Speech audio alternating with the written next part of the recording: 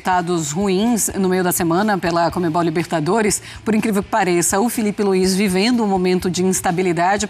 Salve, rapaziada do Clubismo Carioca. Vamos ver aqui como que foi a semana aqui do Flamengo. O debate aqui, né, dos times aqui no ESPN. Bora lá. Já seria um dos jogos mais interessantes do fim de semana no Campeonato Brasileiro se essas duas equipes estivessem muito tranquilas na Libertadores e tivessem atuado bem e conquistado vitórias no meio da semana e, portanto, fossem para esse jogo sem uma pressão adicional. Mas é justamente o oposto e, a meu ver, isso torna o jogo ainda mais interessante do que ele seria numa condição de tranquilidade dos dois times. Eles vão precisar lutar pela sua classificação na Copa Libertadores da América, a situação complicada tanto para o Flamengo quanto para o Bahia.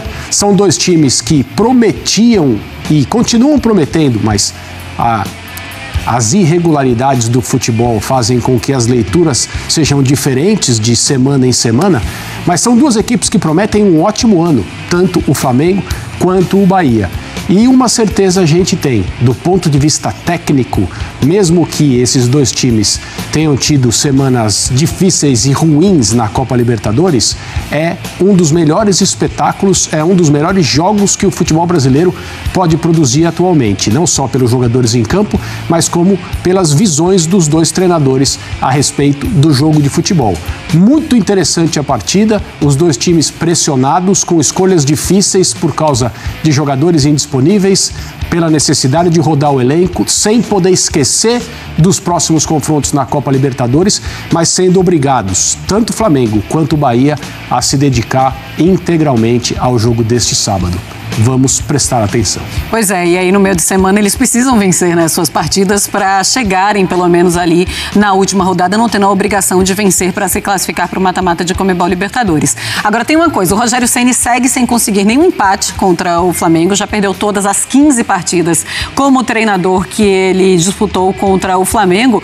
E quão louco é vermos agora torcedores, alguns jornalistas falando mal do Felipe Luiz nesse momento, André? É algo que a gente não imaginava que acontecesse assim tão cedo na temporada, mesmo entendendo que na Copa Libertadores em especial, embora o Flamengo tenha perdido a última rodada do Campeonato Brasileiro para o Cruzeiro, mas mesmo entendendo que na Copa Libertadores o desempenho do Flamengo ele não agrada desde o início. O próprio Felipe Luiz, naquela vitória no jogo de estreia... O que vocês acham aí?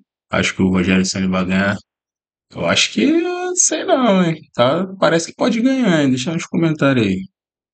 E aí, como o Flamengo é um clube diferente, as coisas adquirem uma repercussão muito maior e muitas vezes precoce, existem sim críticas internas, não só externas. Existem críticas internas feitas sem preocupação de que vazem, de que pessoas ouçam a respeito da maneira como o Felipe Luiz tem escalado o time do Flamengo, tanto no Campeonato Brasileiro quanto na Copa Libertadores. E aí, uma derrota para o Cruzeiro no fim de semana passado pelo Brasileirão.